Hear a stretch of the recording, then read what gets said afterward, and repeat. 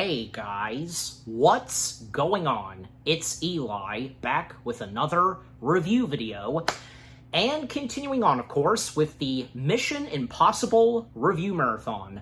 We're now down to 3 more films in the Mission Impossible franchise/saga, and a part of the Mission Impossible review marathon. You know the drill, so yes. So that's right, the third to last film in the Mission Impossible franchise that I'll be reviewing, of course. Not to mention, this one Mission Impossible film is celebrating its anniversary. Yep. And, you know, like I said in my last review, that this next installment was not another disappointment. It was another good, fantastic installment in the Mission Impossible franchise, and nice that it's even got a 94% score on Rotten Tomatoes. But yes, so that's right. The fifth / next installment in the Mission Impossible franchise from 2015, Rogue Nation. Yes, Rogue Nation, again, the 5th installment in the Mission Impossible franchise. And yeah, again, this was yet another fantastic installment. And this is the first one where it would be directed by Christopher McQuarrie, who would go on to direct the next installments after this one. Not to mention that Christopher had worked with Tom Cruise before, and they, it's obvious that they had a really good friendship, and, well, no doubt that after, Tom and Christopher having worked on a couple of films, like, Tom starred in one movie that Christopher directed previously before Rogue Nation, that being the first Jack Reacher film, but also Christopher had been credited for writing and screenplay writing and such, like most notably Edge of Tomorrow, yes. So again, it's obvious and why Christopher would be chosen to helm the next installment, and further on would direct the next ones after Rogue Nation. And it's kind of, it's very similar, completely similar to, like, say, when David Yates, he would direct The Order of the Phoenix, the 5th installment, yes, of the Harry Potter franchise.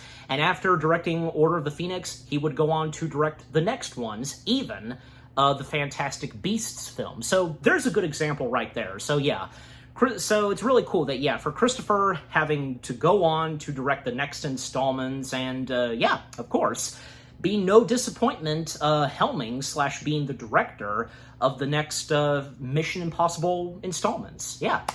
So Rogue Nation itself, and the first things I have to say about it, well, of course, fantastic. I do remember when this film was coming out. I'm not sure, maybe we saw it in theaters, I want to say, but I know overall, like, when watching it on DVD and Blu-ray, and most notably, a crazy epic stunt that Cruise does literally in the opening of this movie. I remember when that was going worldwide, and yeah, publicity on Tom Cruise, doing this incredible crazy stunt where he's hanging off on a plane, and yeah, and not to mention that kind of became a meme. Even Cruise himself got to see the memes of that, where he's hanging off on the side of the plane, but he's hanging on something else. So yeah, and I'm sure you know what I'm talking about.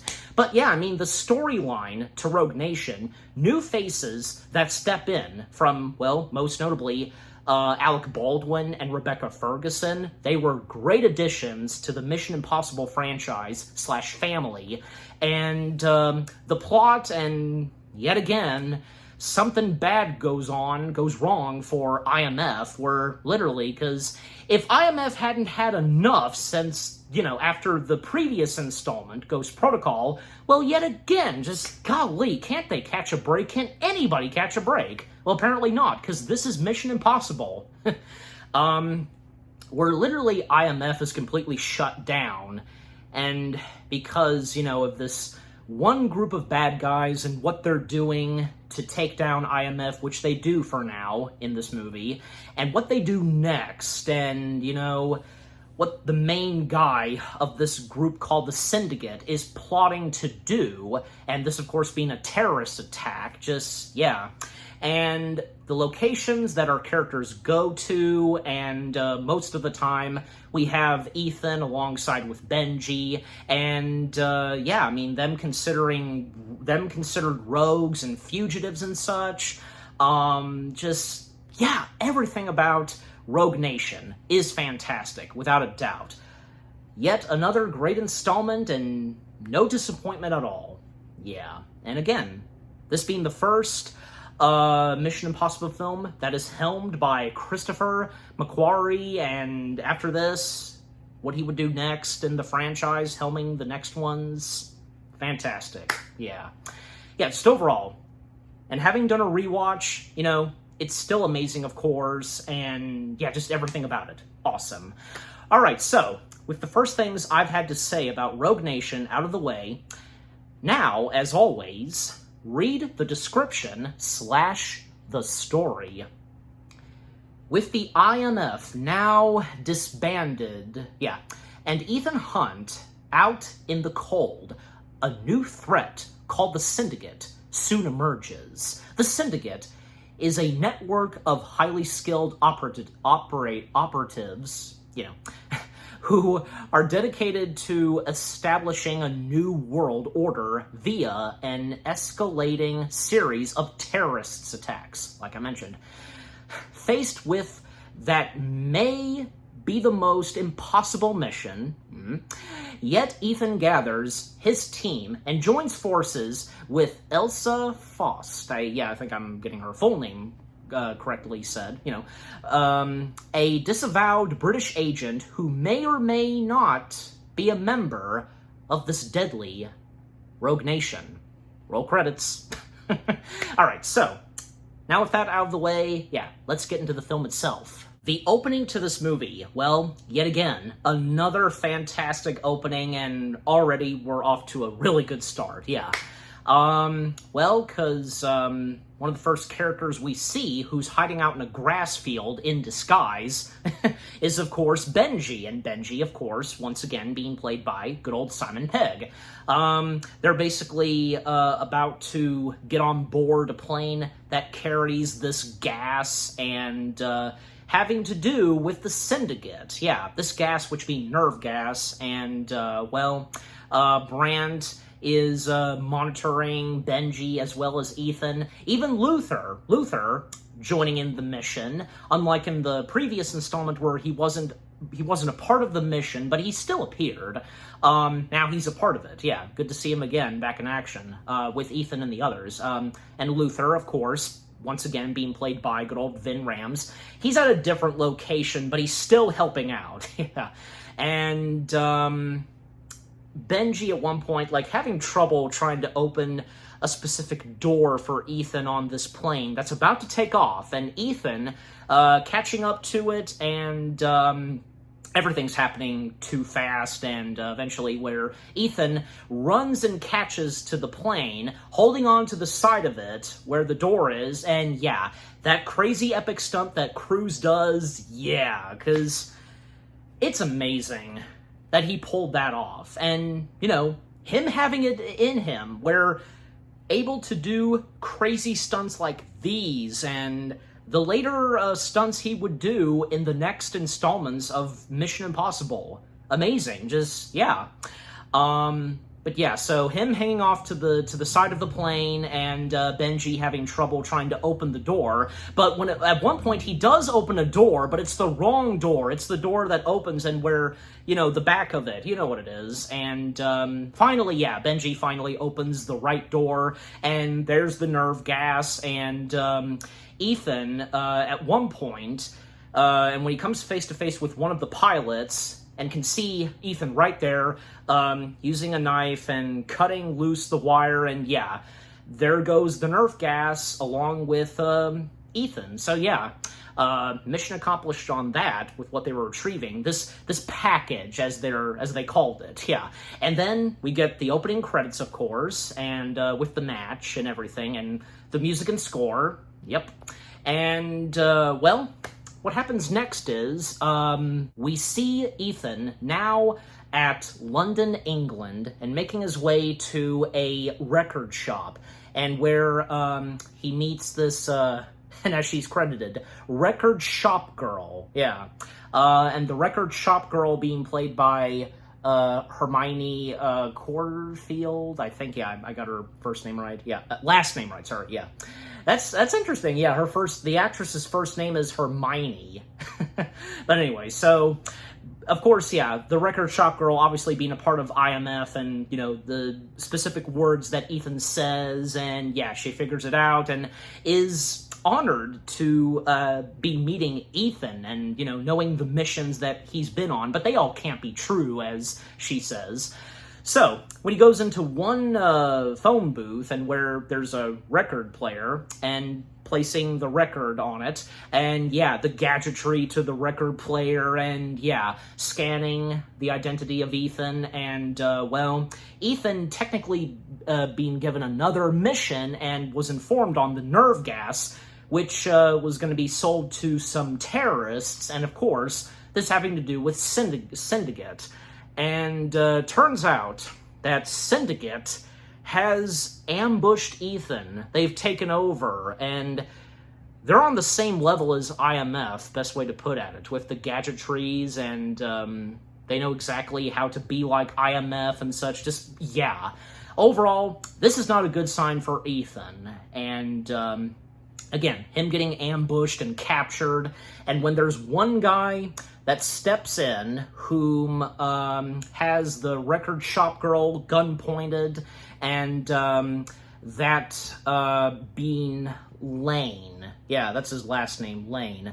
Being played by Sean Harris, yes, and this guy in glasses, and yeah, and killing the poor innocent, shop girl, and just, yeah, there's gas that, erupts inside of the booth that Ethan's in, and yeah, just overall, Ethan's been captured, and golly, because, where this movie is going so far, and just, yeah, this is definitely not a good sign, and, more intense, and especially for Ethan, and what's going to happen in this movie, and whom he and the others are coming face-to-face with this time. So, we see Ethan at this torture chamber, and greeted by, obviously, the henchmen / goons that work for Lane. And by the way, Lane's full name being Solomon Lane, yeah. And, he's a blind guy with glasses, and he doesn't look that intimidating, but he is, yeah. One of those kind of villains where they don't look threatening at all. They look just like a normal guy, or maybe a nerd or something, but no, the total opposite. Just, yeah, that's what's great. All right, so, yeah.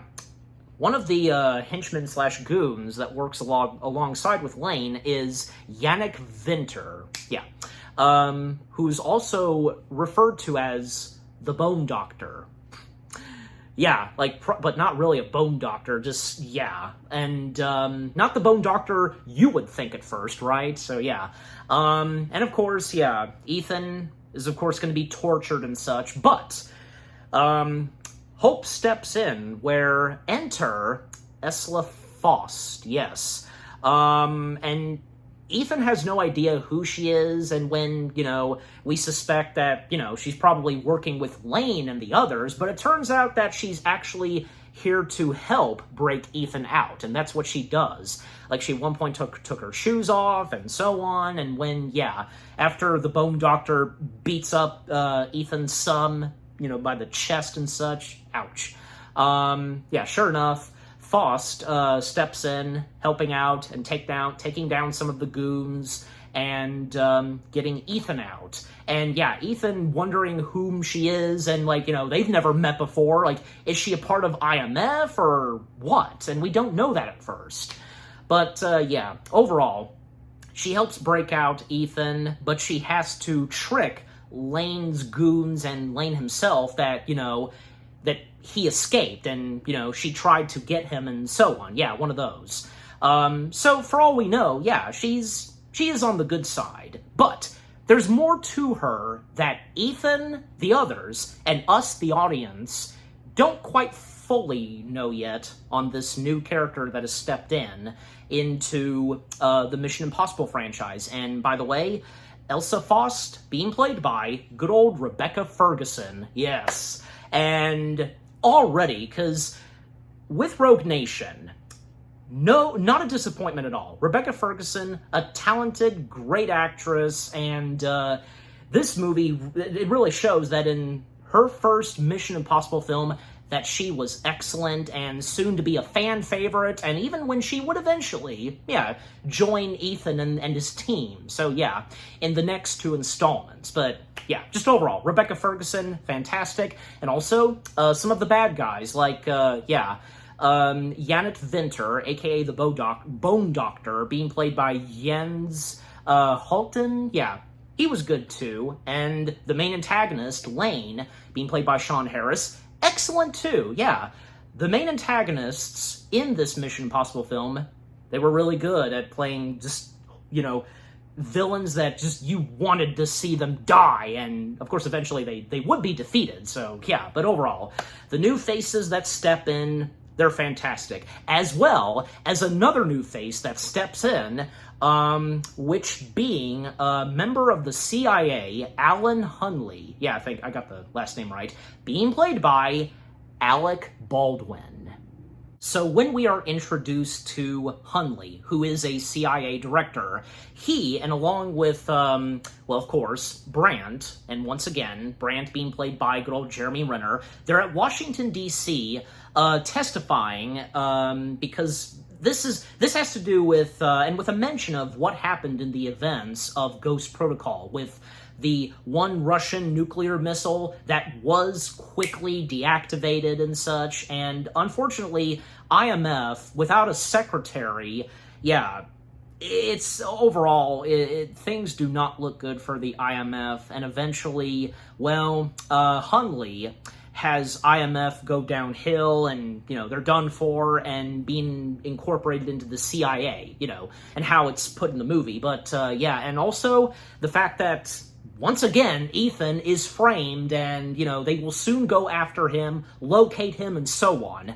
And good on Brandt's part, and his full name being William Brandt, he phones Ethan, where, we see Ethan at a phone booth, and Brandt tells Ethan that he has to stay down and remain hidden because of what has just happened with IMF going downhill, out of business, and being incorporated into the CIA because of Hunley, and of course, Brandt telling Ethan to lay low and remain hidden because, Hunley will go after Ethan. And, and also not to mention, the CIA has no clue that the Syndicate exists. They think it's made up, and they don't believe it at first, but boy, they will soon find out. We know that for sure. So, Ethan overall, for now, does lay low. For 6 months. I actually almost forgot about that until I did my rewatch on this. 6 months.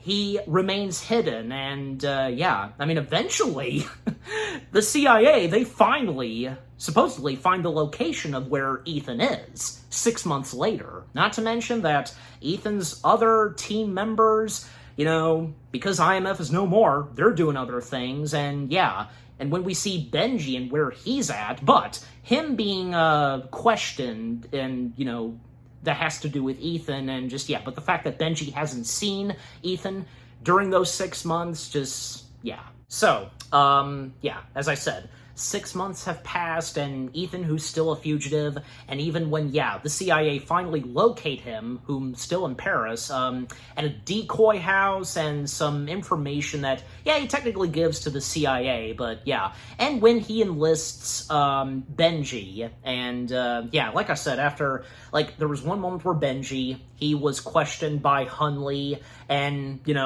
Benji making it clear that he's had no contact with Ethan whatsoever, but until now, because, again, Ethan enlists Benji, and sending Benji to an opera in Vivian. I think if I pronounced that right, and because it's predicted that there will be an assassination attempt on the Australian Chancellor. And, the Chancellor just being credited as the Chancellor, yeah. Granted, it would have been nice and for the IMDb page to list him as, like, the Australian Chancellor, but, yeah. So, the Chancellor being played by Rupert Wickham, if I'm saying the last name right, but again, you know me sometimes. Also, his wife, credited as the Chancellor's wife, being played by Judith Bungner.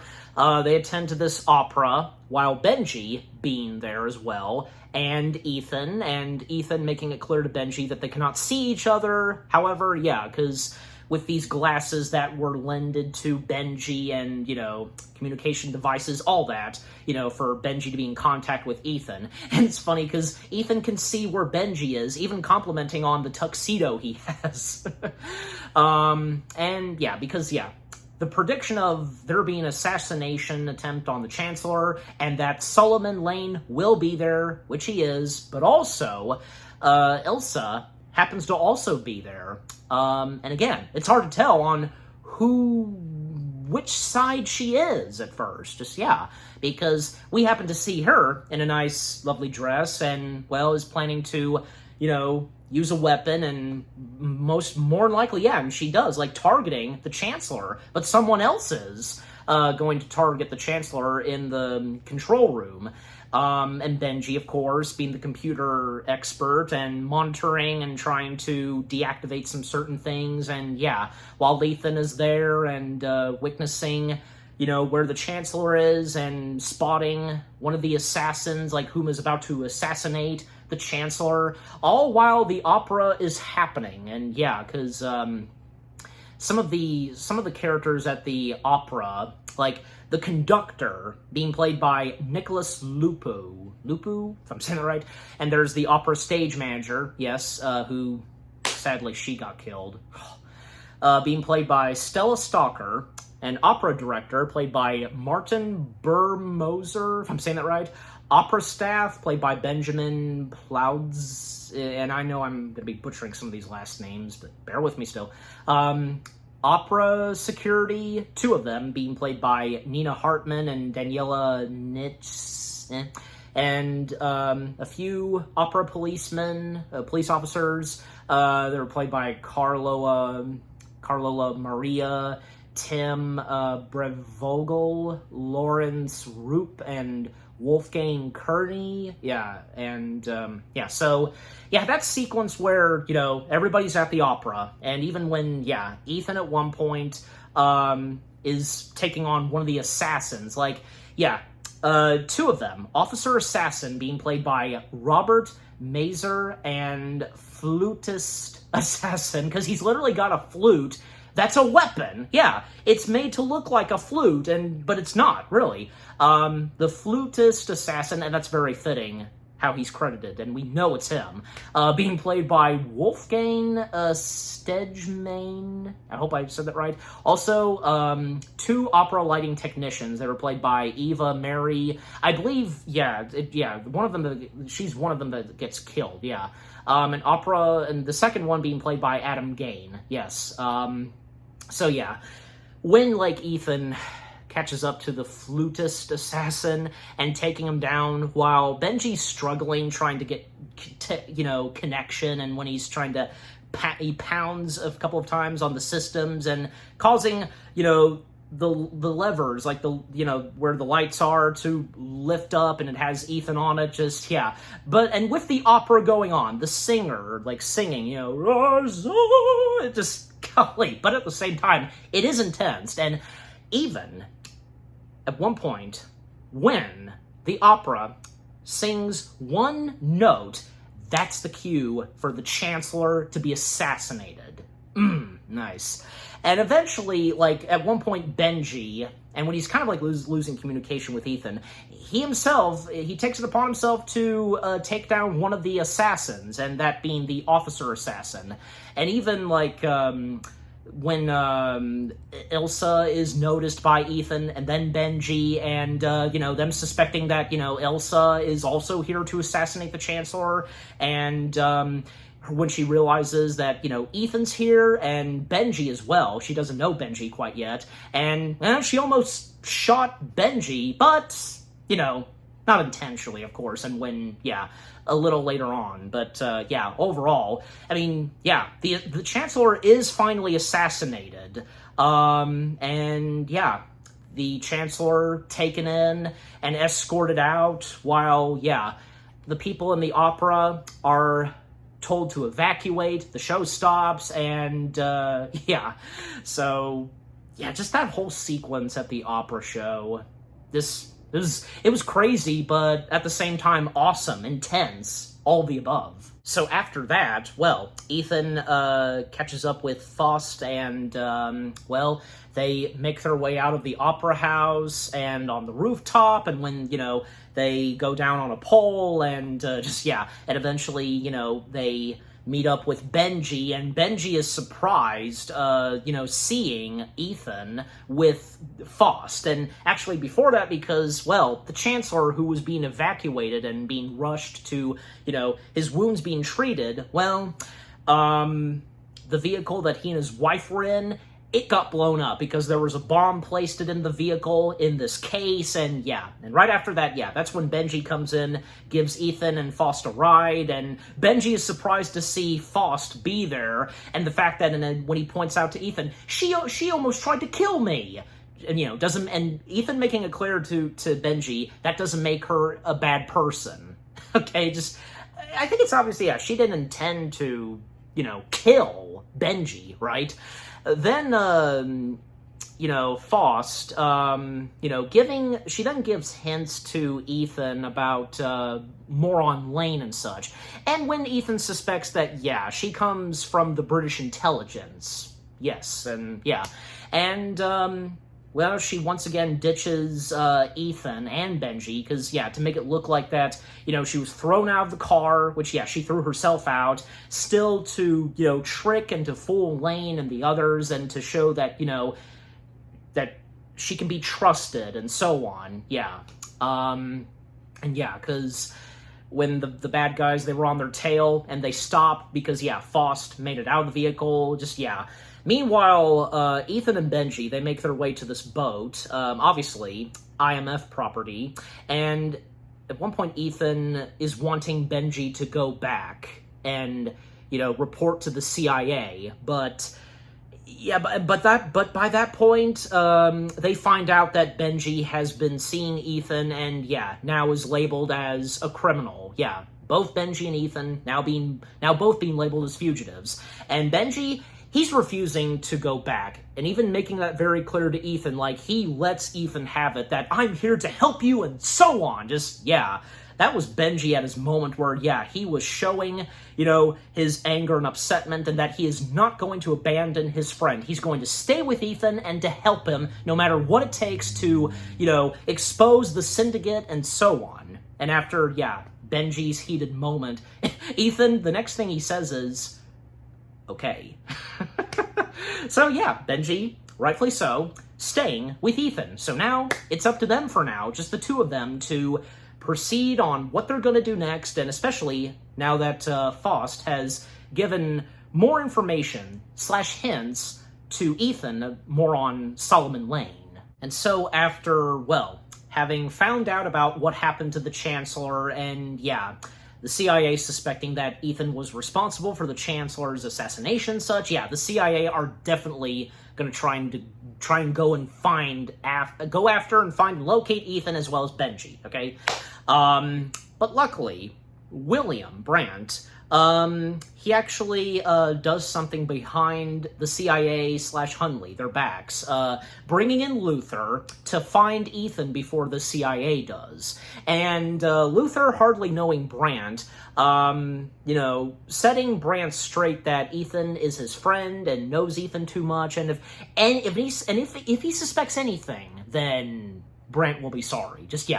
Because Luther accepts on joining with Brandt in order to find Ethan just themselves, the two of them. Meanwhile, Ethan and Benji, their next location is Moscow, Casablanca, and where they meet with Faust, and not to mention earlier, Faust having meet with Lane, and yeah, that scene and with, the dialogue between Elsa and Lane, a bit intense and, wanting to show Lane that, he can still trust her, even if he does, she has him, kill her himself, and he doesn't because he shoots one of his other goons, and making it clear to Elsa to go find Ethan, and, she then tells Lane that he'll find her, which that's what happens.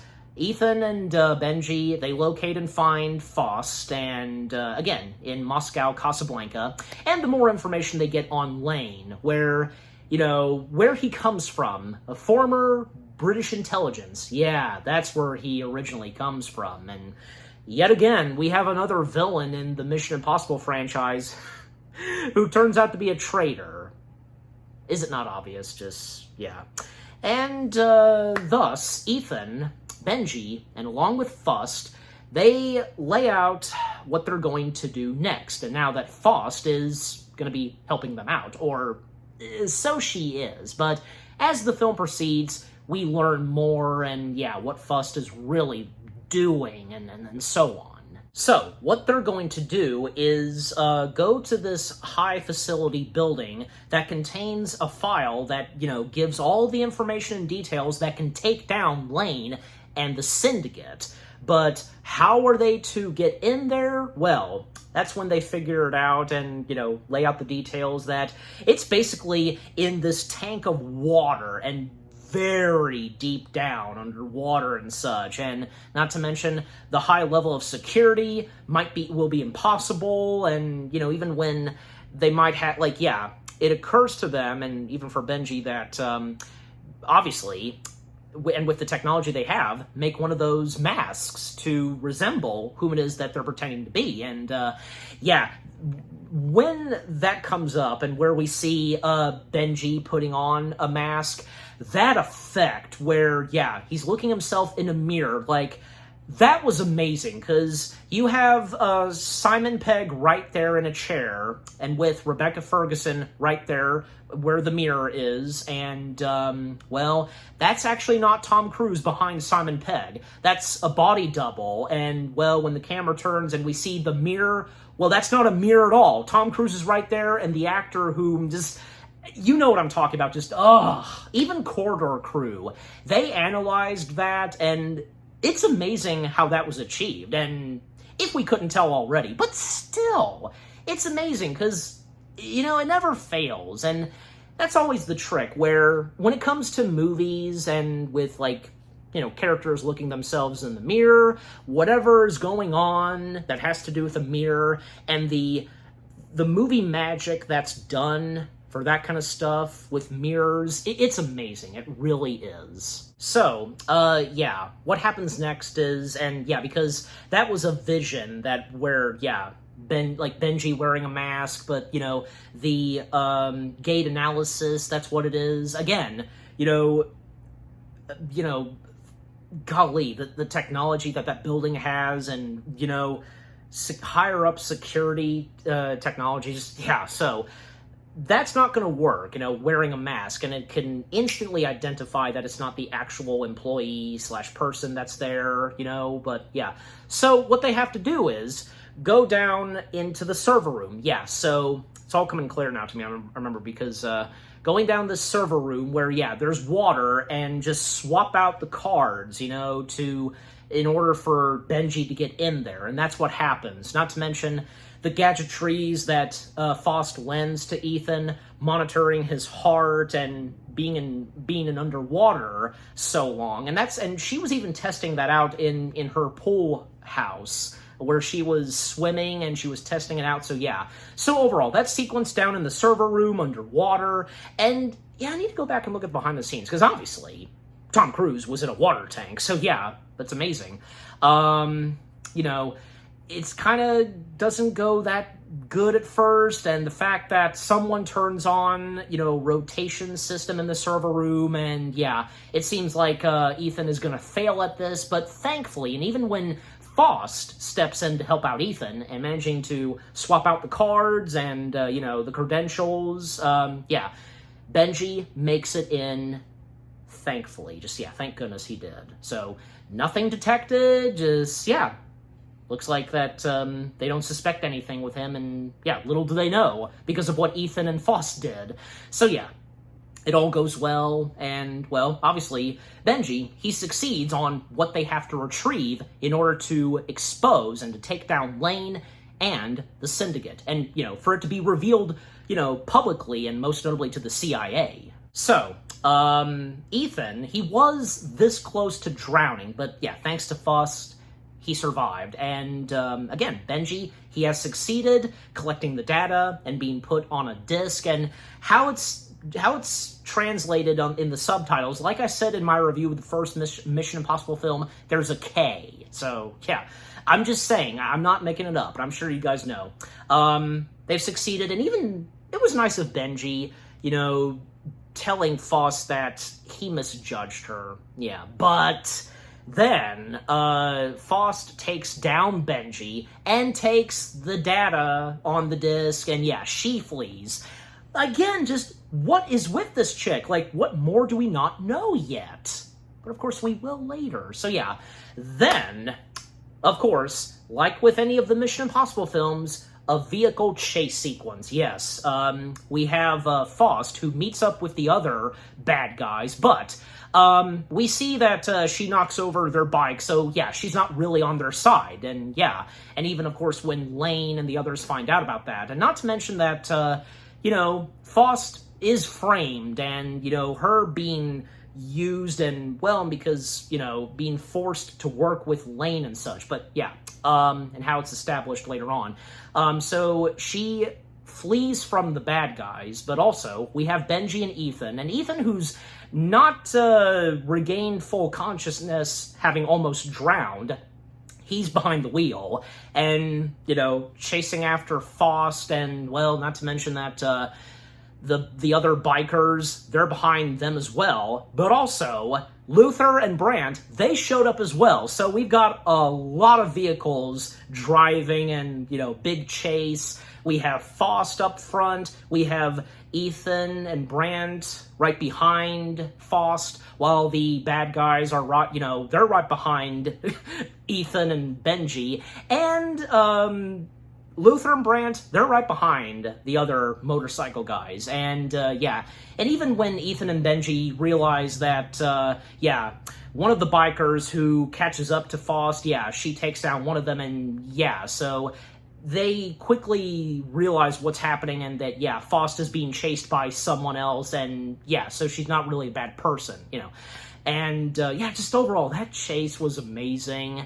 And when it ends pretty badly at first, where, and to speed things up some, because Ethan and Benji, they crash the vehicle, and even the airbags, poof out, and sure enough, Luther and Brandt, they step in, and they even take down one of the bikers, because there were a few bikers who went to go and chase Ethan and Benji, while the others chasing after Faust, and some of them were taken down by Benji and Ethan, but one of them, still surviving, they still alive, was going to kill them, but Brandt and Luther ran over that one biker. I knew that was coming, and when rewatching, I was like, So a nice reunion for all four of them, especially Luther and Ethan.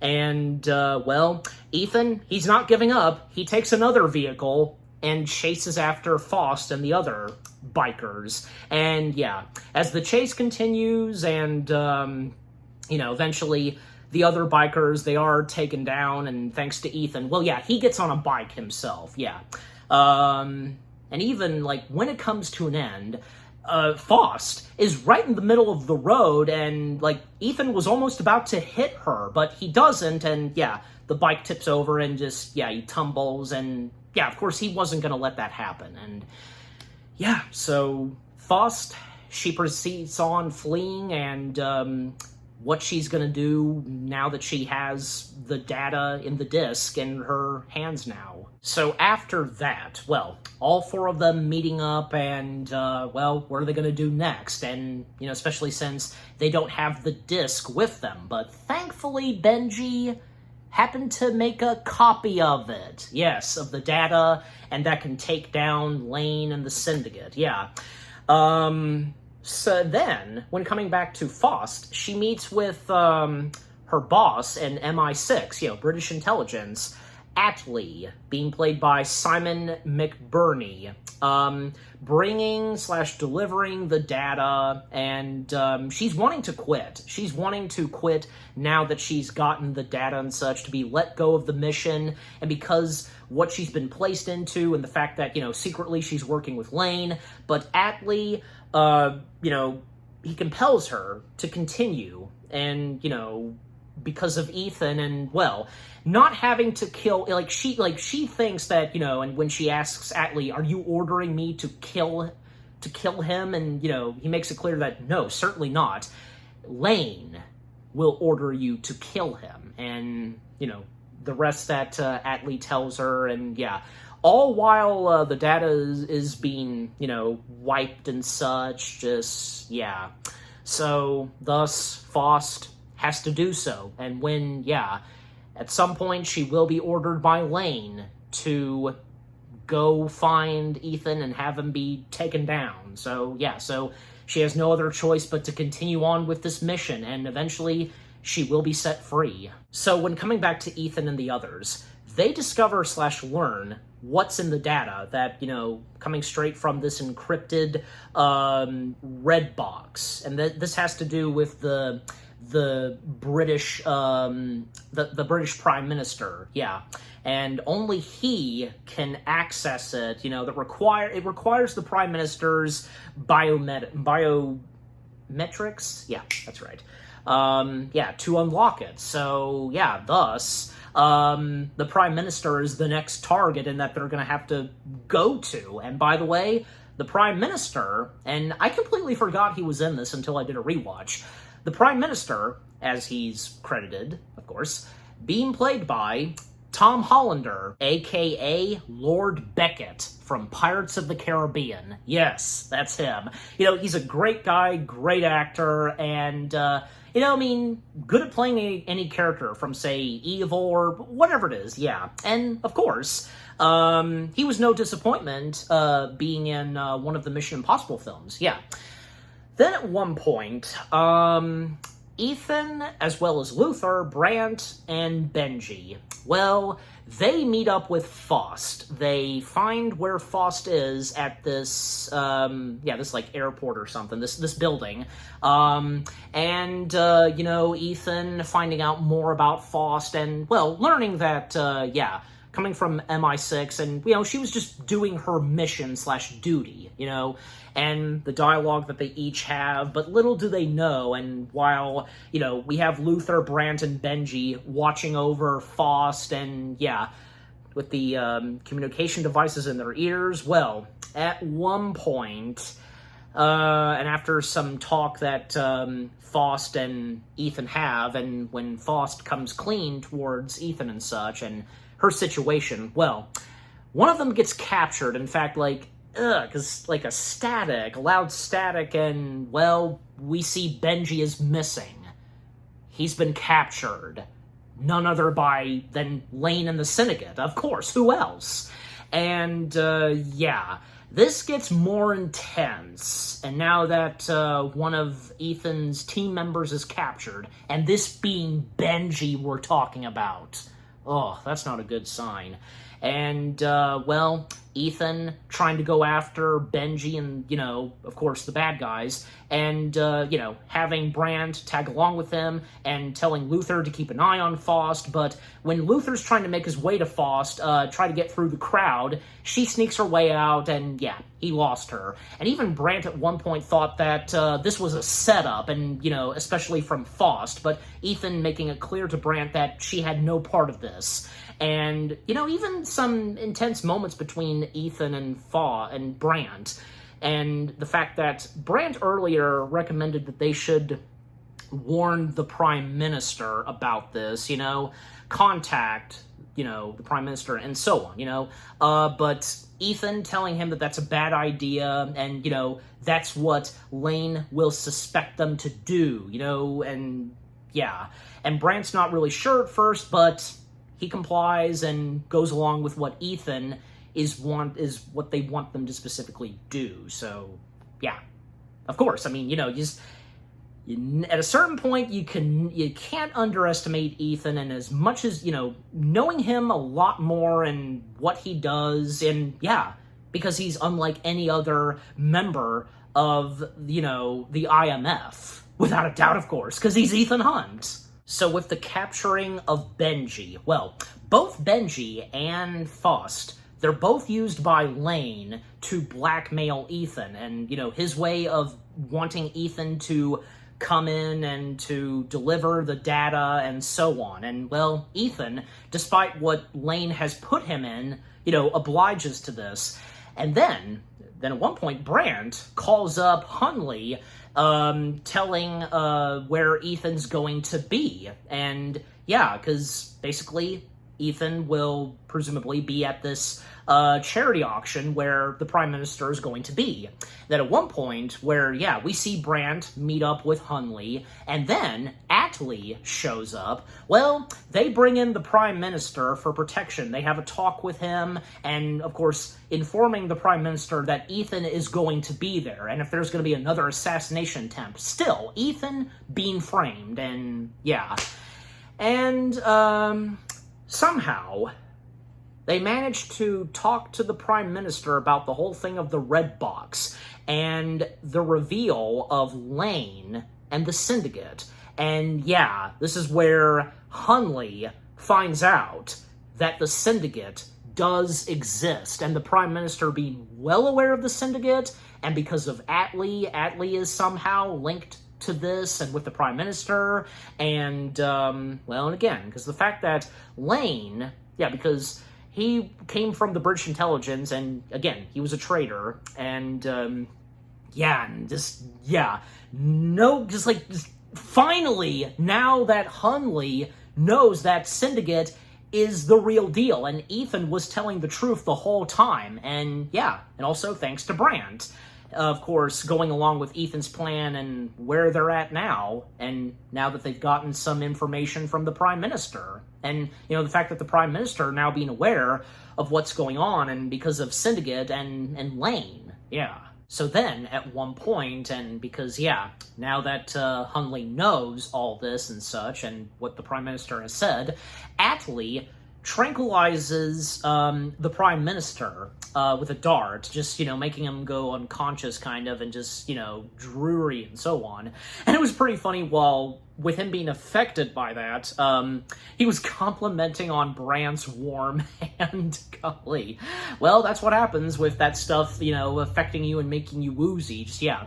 But, yeah, Ethan having been disguised as Atlee, yeah, ripping off the mask, and, Ethan disguised as Atlee, and of course Brant knew. However, Atlee does exist, although he hasn't showed up to the charity auction yet, but until now.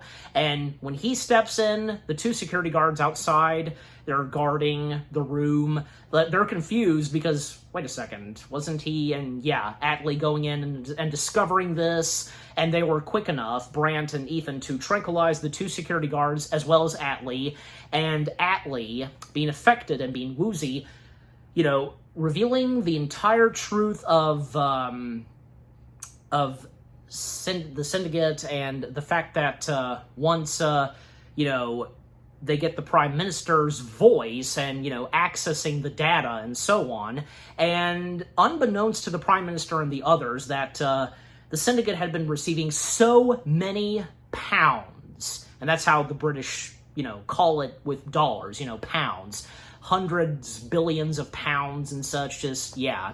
And, well, eventually, and to speed things up some, because, yeah, Ethan successfully destroys the data, and everything's good now, and now that Hung Lee knows that Ethan is not the bad guy, and knowing that the Syndicate does exist, yes, the Syndicate. That's right, I almost forgot how to pronounce that correctly. Yeah, the Syndicate. Ethan then meets up with, Benji and, Elsa. Yeah, because them having being forced to blackmail Ethan, as I said earlier, and yeah, Ethan meeting with Benji and Faust, and well, turns out that we see Benji with a bomb attached to him, but also wearing a communication device, earpiece, but also there's a camera in one of his eyes. Lane is monitoring all of this, and yeah, we're at that moment where we're up at the edge of our seats, and oh my gosh, what's gonna happen? And well, Lane wanting Ethan to hand over the data, but because since Ethan destroyed it, he tells Ethan at one point that you're looking at it right now, like I'm the data, because he memorized all of the data, and telling Lane that to take him and to let go of Benji and Faust. And Lane is in a tough spot, and what's he gonna do? And when 19 seconds hit, that's when he calls off the bomb, and yeah, he obliges, and so on. And even when some of Lane's goons were there, and they were almost about to go after Ethan, but like Ethan telling Faust to point a gun at him, and yeah, again, just putting Lane in a tight situation until Lane gives in and calls off the bomb, sparing both Benji and Faust their lives, and yeah, letting them go. And Benji removing the getup that he was put on, and yeah. And then there's another heated moment where, yeah, because what are they going to do now? And seeing as how Lane's goons are there, and a moment where everything is silent. It's like the audio is muted, and well, when Ethan and Faust are staring at one another, and yeah, should have seen this coming, that at some point there was going to be some gun firing. There is. Firing on Lane's goons and causing some of the people to panic and run away, and yeah, thus, Ethan and Faust taking on the rest of Lane's goons in the streets of London, and even when, at one point, there's a knife fight between Faust and Venter, aka the Bone Doctor. And of course, yeah, ultimately, Faust, she takes down and defeats the Bone Doctor once and for all. Yeah. Meanwhile, Ethan trying to go and find and go after, the main antagonist, of course. And yeah, the first time that they would meet at the start of this movie, and the next time they would meet would be at the climax, That's great. And we've seen that in some movies, right? Where, yeah, like, two characters would meet very briefly at the start of the film, and the next time they would meet is near the end of the movie. Yeah.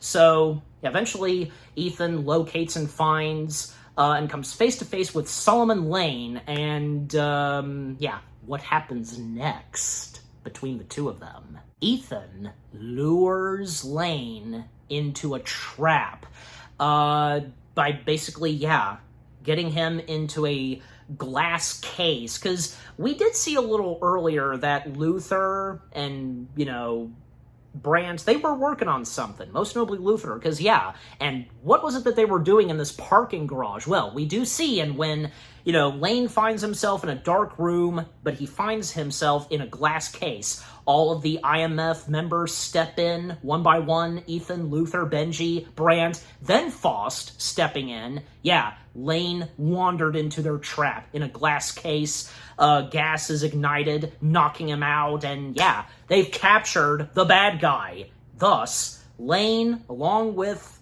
the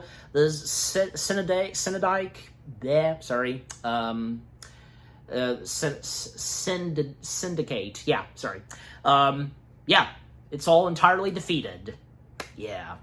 And, well, Faust says her goodbyes to Ethan for now, hugging him. That's sweet of her. And, she's now free, and whatever she's gonna do next, well, we would find out and see in the next installment, where she would once again be with Ethan and the others. Yeah.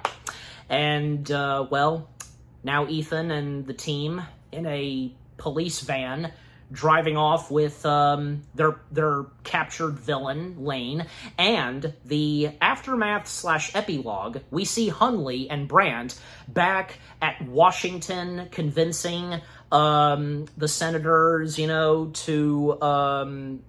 convincing them to reinstate/restore IMF, have it be back in business, basically, and, in fact, because, there's a witness, which being Hunley, he's a witness, and so is Brandt. And just like what Brandt did at the start of the film when they were there, I can confirm nor deny what happened and so on. It's pretty funny. By the way, the senators, all four of them, they were played by William Roberts, Patrick Polite, if I'm getting the last name right, Martin Cochran, and David Peart, and also the chairman, being played by Nigel Barber. Yeah. So ultimately, IMF is back in business thanks to Hunley and Brandt, most notably Hunley.